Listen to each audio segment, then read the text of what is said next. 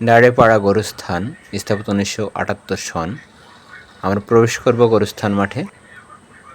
এটি মূল ফটক গেট। আমরা প্রবেশ করলাম। যেতে যেতে প্রায় আমরা কাছাকাছি পৌঁছালাম। দেখলাম অনেক কবর রয়েছে এখানে। চেনা অজানা অচেনা অপরিচিত অনেক কবর রয়েছে এখানে। আজ এখানে কবরবাসী সকলেই ঘুমিয়ে আছে দেখতে পাচ্ছি। আসসালামু আলাইকুম, হ্যালো গাইস, আমরা এসেছি আমাদের ডাড়েপাড়া গোরস্থান মাঠে। আমাদের এলাকাবাসীর অসংখ্য পরিচিত অপরিচিত গ্রামবাসী আত্মীয় স্বজন রয়েছে এই কবরে। আমরা কবর দেখতে এসেছি। দেখতে পাচ্ছেন আমার পিছনে কবরস্থান। কবরস্থান জিয়ারতের উদ্দেশ্যে সূরা ফাতিহা, ইখলাস এবং দরুদ শরীফ পড়লাম।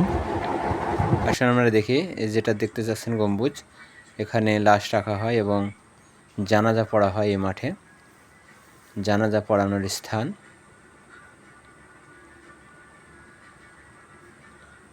কত কবরবাসী এখানে রয়েছে, আজ তারা কাল আমরা, এভাবেই চলতে থাকবে।